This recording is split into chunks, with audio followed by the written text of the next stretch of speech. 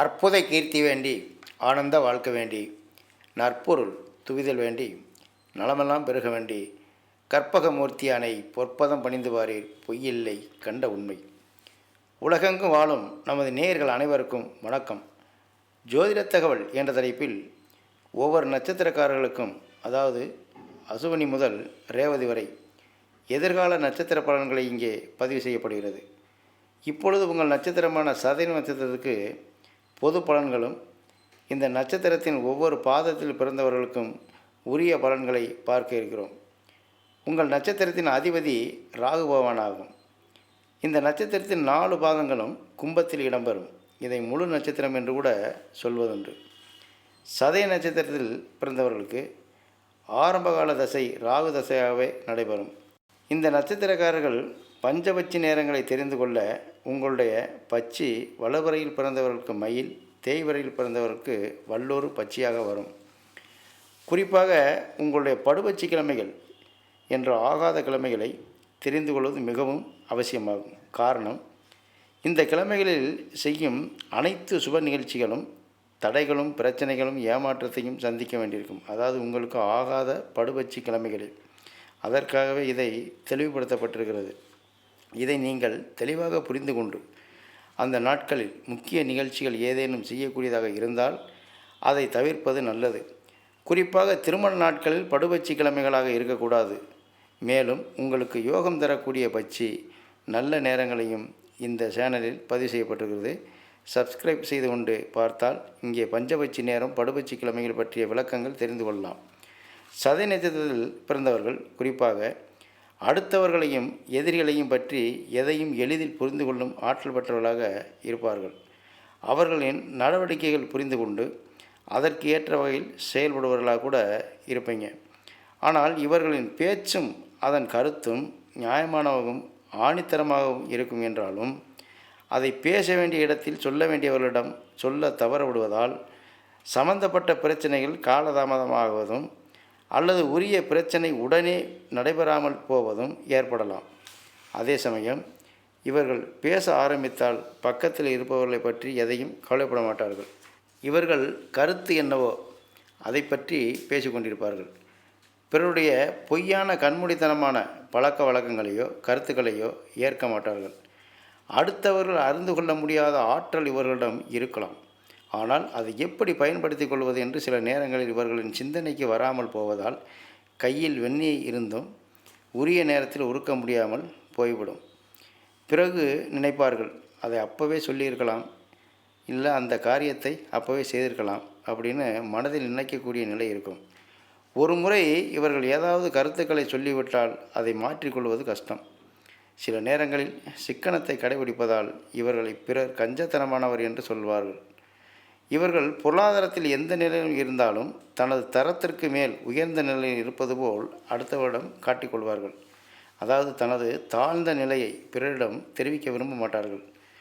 இவர்கள் மனதில் இருக்கும் முக்கிய ரகசியங்களை யாராலும் அறிய முடியாது.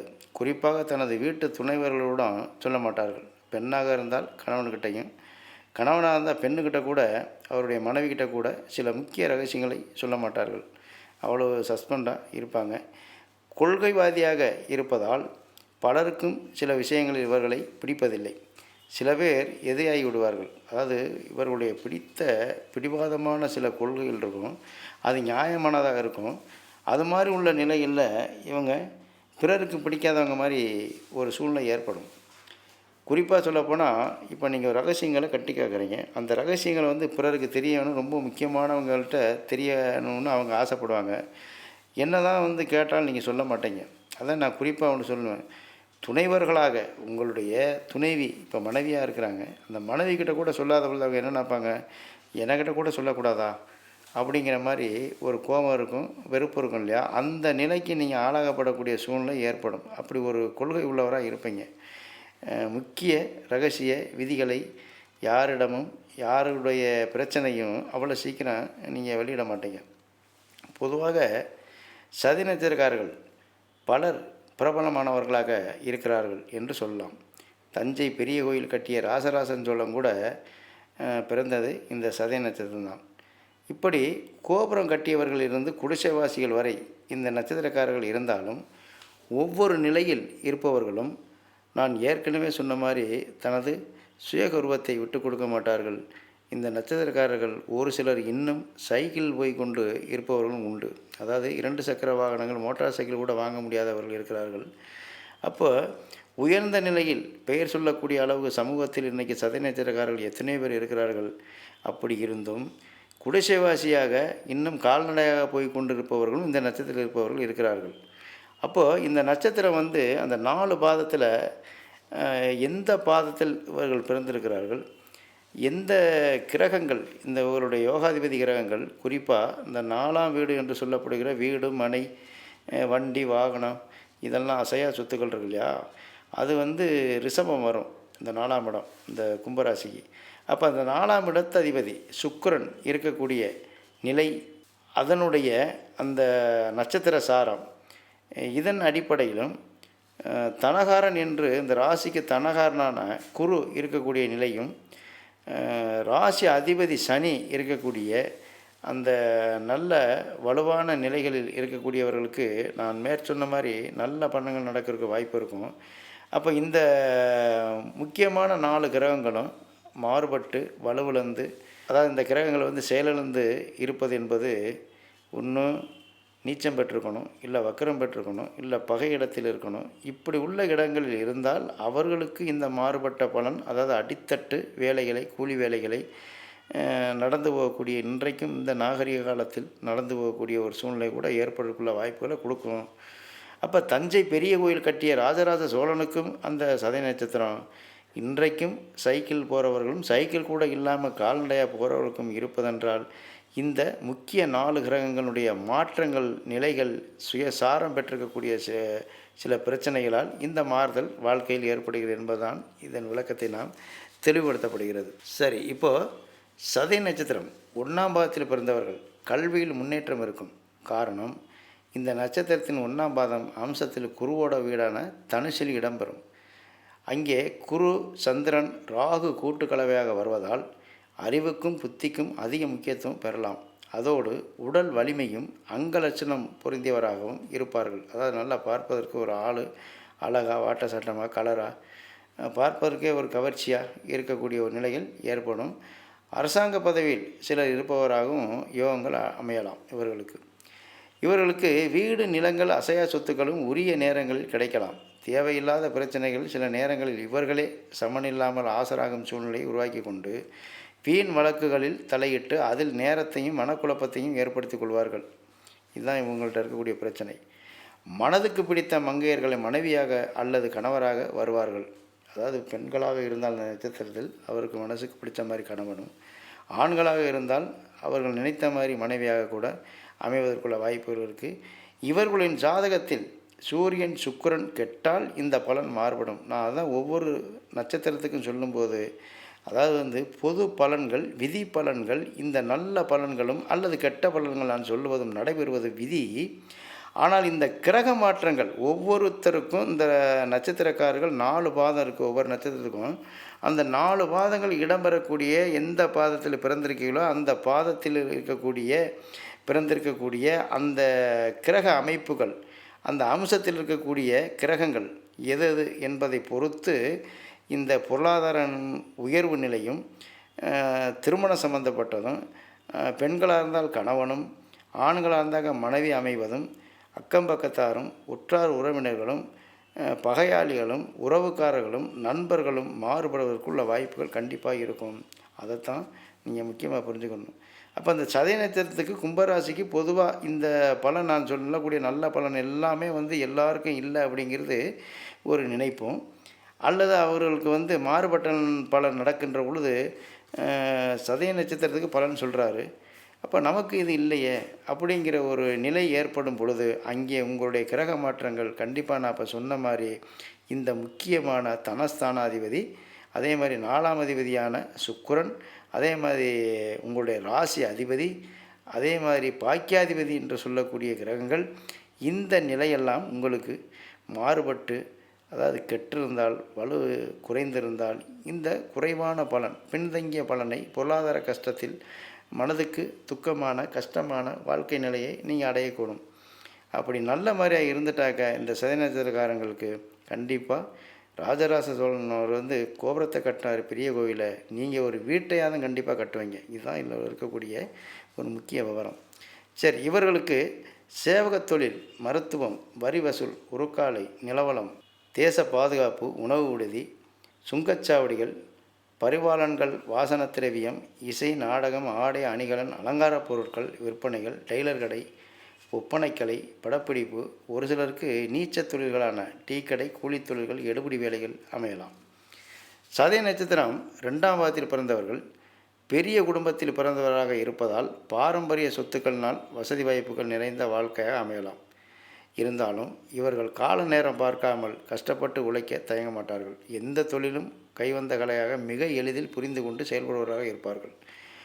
உடல் பலம், மனபலம் பொருந்தியவராக இருப்பதோடு சோர்வுக்கு இடம் தர மாட்டார்கள். அதே சமயம் இவர்கள் வேலை செய்யும் இடத்தில் ஒருவருக்கு அடிமையாகவோ அல்லது உயர் அதிகாரிகள் அல்லது வேலை செய்யும் முதலாளிகளிடம் ஒருமித்த கருத்துடன் இருப்பது கொஞ்சம் கஷ்டம்தான். கருத்து வேறுபாடு கொஞ்சம் வருவதற்கு வாய்ப்புகள் இருக்கும். அதனால் அனுசரிப்புத்தன்மை சற்று குறைவாக இருப்பதால் அதனால் அடிக்கடி வேலையில் இடமாற்றம் ஏற்படலாம். தகப்பனரிடம் கருத்து வேறுபாடு இருப்பதால் இருவரும் ஒரு காலகட்டத்தில் பிரிந்திருக்கும் சூழ்நிலை கூட ஏற்படலாம். சதயம் 3ஆம் பாதத்தில் பிறந்தவர்கள் அரசு அல்லது தனியார் நிறுவனங்களில் வேலை செய்பவராக இருப்பார்கள். என்றாலும் இவர்களும் எந்த இடத்திலும் கருத்து வேறுபாடு உள்ளவர்களாக இருப்பதால் இடமாற்றம் ஏற்படும். அதாவது 2ஆம் பாதத்தில் உள்ளவர்கள் எப்படி வேலை செய்கிற இடத்துல அவங்க முக்கியமான மேல் அதிகாரிகள் இல்லை முதலாளியிடம் ஒத்துப்போவருக்கு உள்ள வாய்ப்புகள் இல்லாத சூழ்நிலை கொஞ்சம் பின்தங்கிய நிலை காணப்படுதோ, அதே மாதிரி தான் இவர்களும் கூட இந்த 3ஆம் பாதத்தில் பிறந்தவர்களுக்கும் அந்த ஒரு ஹெபட் இருக்கும். அப்போ அதனால் இடமாற்றம் ஏற்படுறதுக்குள்ள வாய்ப்பு இருக்கும். அடிக்கடி வேலைகளை இடத்தை மாற்றிக்கிற மாதிரி, கம்பெனியை மாற்றிக்கிற மாதிரி இருக்கும். அந்த மாதிரி அரசு வேலையில் இருப்பவர்களுக்கு நீங்கள் எப்படி சொல்ல முடியுது அப்படின்னா, அவர்களுக்கு இடமாற்றம் இருக்கும். அதாவது வேலையை விட்டு நிற்க மாட்டீங்க, அடிக்கடி டிரான்ஸ்ஃபர் ஆகிற மாதிரி ஒரு சூழ்நிலை இருக்கும். அதேபோல் இவர்களில் சிலர் தொழில் செய்வராக இருந்தால் செய்யும் தொழிலை அடிக்கடி மாற்றம் செய்து கொண்டிருப்பார்கள். இவர்கள் மற்றவர்களின் குற்றங்களை எளிதில் கண்டுபிடிப்பவர்களாக இருப்பதால் சம்பந்தப்பட்டவர்களுக்கு இவர்கள் பிடிக்காதவர்களாகவும் எதிரியாகவும் தெரியலாம். ஒருத்தருடைய குற்றத்தை நீங்கள் சொல்லிட்டீங்கன்னா அப்புறம் அவனுக்கு நீங்கள் எதிரி தானே.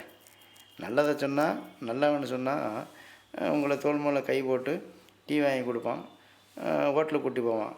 நீ செய்கிறது குற்றம் தாப்பா, செஞ்சது தப்பு தான் அப்படின்னு சொல்லி நெற்றிக்கண் திறந்ததும் குற்றம் குற்றமேன்னு சொல்லி நீங்கள் வாதாடினீங்கன்னா அவன் எப்படி உங்களை நண்பனாக இருப்பான், தோழனாக இருப்பான். அப்போ அவன் எதிரியாகலாம். இப்படிப்பட்ட ஆள்கள் கண்டிப்பாக உங்களுக்கு எதிரியாக இருக்கிற வாய்ப்புகள் இருக்கும். இவர்களை போன்றவர்கள் அப்போ எந்த வேலையில் இருக்குன்னா, குறிப்பாக காவல்துறை, குற்றவியல் துறை, புராதன பொருள் ஆராய்ச்சி கண்டுபிடிப்புகளில் ஈடுபட்டால் நீங்கள் சிறப்பாக செய்வதற்கான பாராட்டை பெறலாம். அப்போ அந்த தொழில், வேலை இதெல்லாம் உங்களுக்கு செட் ஆகும். ரொம்ப ஈஸியாக நீங்கள் இந்த ஆராய்ச்சி கண்டுபிடிப்புகள், ஒரு குற்றத்தை கண்டுபிடிக்கிறது, குற்றவாளிகளை கண்டுபிடிக்கிறதுலாம் மனசுக்கு அப்படி தெளிவாக தெரிஞ்சிடும். அப்போ இந்த மாதிரி வேலைலாம் உங்களுக்கு கைவந்த கலையாக இருக்கும். அதில் பாராட்டு, புகழ் பெறலாம். ஒரு சிறப்படை பெறக்கூட வாய்ப்புகள் இருக்கும். அல்லது கட்ட பஞ்சாயத்து, இந்த நாட்டாமை வேலை செய்கிறது, நீதிபதிகள் போன்ற வேலைக்கும் தகுதியானவர்களாக ஆவார்கள். ஏன்னா 2 பேர் பேசிக்கிட்டு இருக்கீங்களா, யார் மேலே குற்றம், யார் மேலே நியாயம் இருக்குதுன்னு சொல்லி டக்குன்னு நீங்கள் கட்ட பஞ்சாயத்தே பண்ணுறீங்க, அதிகமாக படிக்கலை, இருந்தாலும் உங்கள் நாலேஜுக்கு அது படம், இவன் சொல்கிறதான் சரி, இவன் செய்கிறது தப்பு அப்படின்ட்டு. அப்போ அந்த நாட்டாமா வேலை செய்கிறவங்களாம் தீர்ப்பு சொல்கிறாங்க இல்லையா, அப்போ அவங்களுக்கு இந்த கருத்துக்கள் பேசக்கூடிய இருதரப்பு உள்ள கருத்துக்கள் பேசும்பொழுது அவங்களுக்கு அந்த தெளிவு பிடிபட்டுரும். எது நியாயம், தப்பு, யார் மேலே தவறு இருக்குது, தப்பு இருக்குது அப்படிங்கிற மாதிரி. அப்போ இந்த மாதிரி நிலைகள்லாம் உங்களுக்கு ஒரு நெறி உள்ள அறிவுத்திறன் இருக்கக்கூடிய ஒரு சூழ்நிலைகள் ஏற்படும். அப்போது சிலர் அரசு துறைகளிலும் அல்லது அரசாங்க வேலைகளை கான்ட்ராக்ட் எடுத்து செய்வதும், மருந்து பொருட்கள் விற்பனைகள், ரசாயனம் போன்றவைகளில் தொழிலாகவும் அல்லது அதில் வேலை வாய்ப்புகளும் கூட தொடர்புக்கலாம் சிலருக்கு. இது மாதிரி இந்த தொழில்களும் உங்களுக்கு ஒரு வாய்ப்புகள் ஏற்படும். சிலருக்கு அரசியலில் ஈடுபாடும் அதில் உயர் பதவிகளும் கிடைக்கலாம். பாராட்டு, புகழ், பொருளாதார உயர்வடைவார்கள். சதயம் 3ஆம் பாதம் அம்சத்தில் கும்பத்தில் இடம்பெறும். இப்போ இந்த 3ஆம் பாதம் மட்டும் பாருங்கள், இந்த நட்சத்திரக்காரர்களுக்கு இது ராசியிலையும் அம்சத்துலேயும் ஒரே மாதிரி அந்த சனியினுடைய வீட்டில் கும்பத்திலே இருப்போம். அப்போ இதைத்தான் கூட வர்க்கோத்தமம் என்று கூட சொல்வதுண்டு. இங்கே சனி சந்திரன் ராகு கூட்டுக்கலவையாக வருவதால் மேற்கண்ட வேலைகள் அல்லது தொழிலாக அமைய வாய்ப்பு இருக்கிறது. அதனால் அவைகளில் முன்னேற்றம் காணலாம். அதாவது இந்த 3ஆம் பாதத்தில் பிறந்தவர்களுக்கு. சதயம் 4ஆம் பாதம் அம்சத்தில் குருவோட வீடான மீனத்தில் இடம்பெறும். அதாவது சதயம் 4ஆம் பாதத்தில் பிறந்தவர்களுக்கு அந்த 4ஆம் பாதம் என்பது அம்சத்தில் குருவோட வீடு மீனத்தில் இடம்பெறும். இவர்கள் புஷ்கர நவாம்சம் யோகம் உள்ளவர்கள் என்று சொல்லலாம். அது என்ன புஷ்கர நவாம்சம், அது என்ன செய்யும் அப்படிங்கிற ஒரு கேள்வி இருக்கும். இந்த ராகுவின் நட்சத்திரமான திருவாதிரை, சுவாதி, சதயம் இந்த நட்சத்திரத்தின் 4ஆம் பாதத்தில் எந்த கிரகம் இருந்தாலும் கூட அதன் தசாபுத்தியில் அந்த ஜாதகர் மிகப்பெரிய யோகங்களை பெறுவதால் புகழும் பொருளாதார உயர்வும் பெறுவார்கள். குறிப்பாக சுக்கிரன் உங்கள் ஜாதகத்தில் சுவாதி நட்சத்திரத்தில் இடம்பெற்றிருந்தால் சுக்கிர தசை நல்ல முன்னேற்றம் காணலாம். அதாவது சுக்கிர தசையில் அப்போது இந்த ஜாதகர், அதாவது சதயம் 4ஆம் பாதத்தில் பிறந்தவர்களுக்கு சந்திர தசை 10 வருடத்தில் 2 அல்லது 2.5 வருடங்கள் தான் ராகு தசையுடைய இருப்பு இருக்கும். அப்போ இவங்க குழந்தை பருவத்தில் உள்ள சுகத்தை மட்டுமே அனுபவிக்க வேண்டிய ஒரு சூழ்நிலை. அந்த நேரத்தில் இருக்கக்கூடிய பொருளாதார நிலை குறை இருக்காது இவங்களுக்கு. அப்போ ஒரு 2-2.5 வயசில் வந்து என்னத்தை அனுபவிக்க முடியும்? குழந்தை பருவத்தில் வேண்டிய இப்போ ஒரு பிறந்தநாள் கொண்டாடுறது, அவருக்கு தேவையான துணிமணிகள், விளையாட்டு சாமான்கள், அதில் குறை இல்லாமல் நல்லா இருக்கும். அனுபவிக்கக்கூடிய ஒரு சூழ்நிலைக்கு பொருளாதாரம் குடும்பத்தில் தாய் தப்பனுக்கு கொடுக்கும். அப்போ இருக்கலாம். இப்போ இதை ஏன் நம்ம இந்த இடத்துல அதை குறிப்பிடணும்னா, இப்போ இவங்க சந்திர திசையில் இவங்க பிறப்பதுனால, அது 4ஆம் பாதமாக இருப்பதனால, அந்த சந்திர திசையே 10 வருஷங்கிறதுனால 4ஆம் பாதத்தில் பிறக்கும் பொழுது கிட்டத்தட்ட 7.5 வருஷம் முடிஞ்சிடும். அப்போ 2.5 வருஷம் தான் இருக்குது. அந்த 2.5 வருஷ காலத்தில் இந்த குழந்தை பருவத்தில் கிடைக்கக்கூடிய மிக குறுகிய காலகட்டம் மட்டுமே இந்த நல்ல வளங்களை அனுபவிக்கலாம். அதுக்கு தான் நான் குறிப்பிட்டேன். ஒருவேளை இந்த ஜாதகருக்கு வேறு ஒரு கிரகங்கள் இந்த திருவாதிரை, சுவாதி, சதயம் இந்த நட்சத்திரங்களில் வேறு எந்த கிரகங்கள் அதே ஜாதகத்தில் இருந்தாலும் இந்த 4ஆம் பாதத்தில் அந்த கிரகங்களுடைய தசை நடக்கிற பொழுது நீண்ட அந்த தசையினுடைய கால அளவு வரைக்கும் அந்த யோகத்தை அனுப்பிக்கலாம். அதுதான் சொல்லி சுக்கிர தசை 20 வருஷம். அப்போ ஒரு சுக்கிர தசை வந்து ஒரு வேளை வந்து இவருடைய ஜாதகத்தில் வந்து துலாம் ராசியில் சுவாதீனத்தில் இருந்தால் அது 20 வருஷம் நடக்கும் இல்லையா? அந்த 20 வருஷம் இவங்களுக்கு கண்டிப்பாக அந்த பாதகமான புத்தி, அதாவது சுக்கிர தசையில் பாதக புத்திகள் நடைபெறும் பொழுது மட்டுமே பின்னடைவாக இருக்கும். இல்லைனாக்கா சராசரியான ஒரு நடுநிலை பலன் இருக்கும். மற்ற காலங்கள் எல்லாமே கண்டிப்பாக உங்களுக்கு நல்ல ஒரு யோகத்தை தரும். இதுதான் இந்த புஷ்கர நவாம்சத்தில் கிடைக்கக்கூடிய ஒரு நல்ல முன்னேற்றம் அப்படின்னு சொல்லலாம். இது ஒவ்வொரு கிரகத்துக்கும் ஒவ்வொரு விதமான, அதாவது இப்போ குருவுக்கு வந்து 2ஆம் பாதம், 4ஆம் பாதம், அதே மாதிரி சூரியனுடைய 1ஆம் பாதம், 4ஆம் பாதம், அப்புறம் மற்ற கிரகத்துக்கெல்லாம் ஒவ்வொரு பாதம் மட்டும்தான். அந்த அடிப்படையில் ராகுனுடைய நட்சத்திரமான 3 நட்சத்திரம் எந்த நட்சத்திரமாக இருந்தாலும் சரி, அதில் 4ஆம் பாதத்தில் பிறந்தவர்கள் இந்த யோகத்தை அனுபவிப்பார்கள் அப்படிங்கிறதான் இதில் முக்கியமான கணக்கு. அது உங்களுடைய ஜாதகத்தில் ஏதாவது மற்ற கிரகங்கள் திருவாதிரை, சுவாதி, சதயம் இந்த நட்சத்திரத்தில் 4ஆம் பாதத்தில் எந்த கிரகம் இருக்குன்னு பாருங்கள். அந்த கிரகத்தினுடைய திசை நடக்கின்ற பொழுது, புத்தி நடக்கின்ற பொழுது உங்களுக்கு மிகப்பெரிய ஒரு முன்னேற்றமான நிலை இருக்கும் என்பது தான் இதில் உள்ள விளக்கம். நீங்கள் எடுத்து பாருங்கள், ஏதாவது இருக்கா இந்த 4ஆம் பாதத்தில் எந்த கிரகம் அப்படின்னு பாருங்கள். அது திசை வரணும். சில பேருக்கு 4ஆம் பாதத்தில் இருக்கும் சில கிரகங்கள், அதனுடைய திசை வராமலே போயிடும். அப்படியெல்லாம் ஒரு அமைப்பு இருக்குது. அப்போ அதனுடைய உங்கள் வாழ்க்கையில், அதுவும் நல்ல வாலிப வயதில் அந்த கிரகங்கள் திசை நடத்தினால் 4ஆம் பாதத்திலிருந்து மிகப்பெரிய ஒரு முன்னேற்றத்தை அடையலாம். அப்படிங்கிறது அந்த 4ஆம் பாதத்தில் பிறந்தவர்களுக்கு இது உள்ள ஒரு முக்கியத்துவம் வாய்ந்த ஒரு சிறப்பான ஒரு மகிழ்ச்சியான விளக்கம் கூட அப்படின்னு சொல்லலாம். மற்ற அந்த 3 பாதங்களும் கிடையாது. எது 1, 2, 3ஆம் பாதம் சதயத்தில் பிறந்தவர்கள் கிடையாது. 4ஆம் பாதத்தில் பிறந்தவர்கள் மட்டுமே இது இருக்கும். சரி, பொதுவாக 4ஆம் பாதத்தில் பிறந்தவர்களுக்கு பொருளாதாரம் நடுநிலையாகத்தான் காணப்படும். முக்கிய தேவைகளுக்கு பணம் கிடைப்பதாக இருந்தாலும் தேவைக்கேற்ற வகையில் மட்டுமே கைக்கு வந்து சேரும். ஆனாலும் இவர்கள் செலவுகள் செய்வதில் எதற்கும் தயங்க மாட்டார்கள். அதனால் கடன் வாங்கிய இடத்தில் திருப்பி தர முடியாமல் தவிக்கும் நிலை சில நேரங்களில் உருவாகலாம். அதனால் சில பேர் பூர்வீக சொத்துக்களை கூட விற்க வேண்டிய சூழ்நிலை ஏற்படலாம்.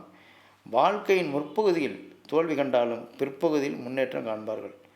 நீங்கள் வணங்க வேண்டிய தெய்வங்கள் காளிகாம்பாள், துர்க்கையம்மனையும், வருடத்தில் ஒரு முறை காளகஸ்தி சென்று பரிகார பூஜையும், சனீஸ்வர வழிபாடும், ஏன்னா ராசி அதிபதி சனி இல்லையா, சனீஸ்வர வழிபாடும், செய்து கொள்வது, அதோடு உங்களுடைய எல்லா நலன்களையும் பெற்றுத்தர ஏரானை காவிலுரை எண்ணானை கண்டடித்த போரானை கண்டுதனை போற்றினால் வாராத புக்தி வரும், பக்தி வரும், புத்திர சம்பத்து வரும், சக்தி வரும், சித்தி வரும், வெற்றி வரும் தானே என்று சொல்லி நமது நேயர்கள் வாழ்க வளமுடன். நன்றி, வணக்கம்.